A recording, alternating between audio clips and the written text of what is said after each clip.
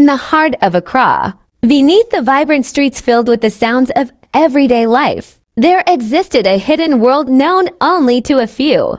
This was the realm of secrets, shadows, and forgotten rituals, where power was traded for souls. Quaim, a man of striking presence and cunning intellect, was the grandmother of an occult community that thrived in these dark corners. He wore his title like a cloak, shrouded in an aura of fear and respect. To his followers, he was not just a leader, he was a god. Quaim's life was a tapestry woven with sins and crimes. He had orchestrated rituals that summoned spirits and demanded sacrifices, all in the pursuit of greater power. Wealth flowed into his hands as he manipulated the fears and desires of those who sought his help. As he climbed higher in the realm of the occult, the weight of his deeds pressed heavily upon him. Yet he wore his darkness like a badge of honor. Each chant, each incantation, felt like a step towards immortality, or so he believed. But deep within, a void began to grow.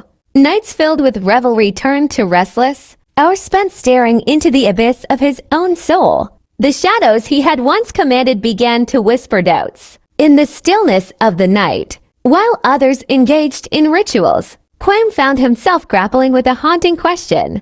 Is there something more? One fateful evening, as the moon cast an eerie glow over the city, Quaim received a visitor. A humble man dressed in simple attire approached him. This man spoke with a voice that resonated with authority, yet was laced with compassion. He shared stories of hope, love, and redemption, painting a picture of a life free from the chains of darkness. Intrigued yet skeptical, Quaim listened, feeling the stirrings of something he thought long dead, the desire for light. The man introduced himself as a follower of Jesus, and he spoke of the transformative power of faith. He told Quaim that no sin was too great to be forgiven, that Jesus came to heal the broken and restore the lost. The grandmother, who had once commanded respect through fear, now found himself captivated by the promise of grace. It was as if a light pierced through the thick fog of his existence, illuminating the corners of his heart he had long ignored.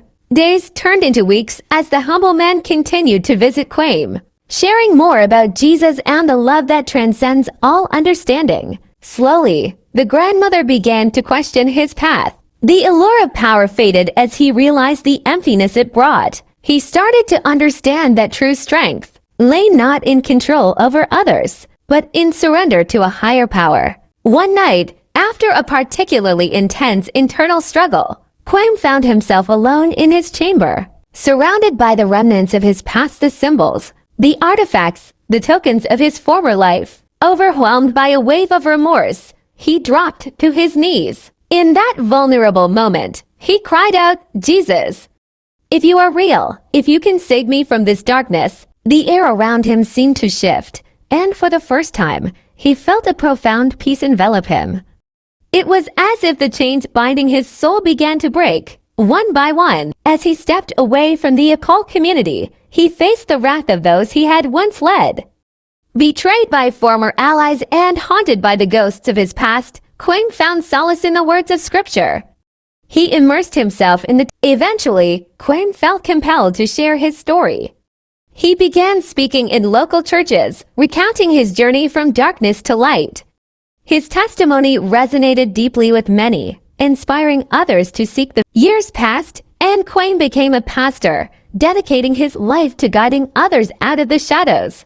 His ministry focused on those trapped in darkness, offering hope and redemption to those who felt lost. Through his journey, Quaim learned that the greatest power lies not in the manipulation of spirits, but in the love that binds humanity together.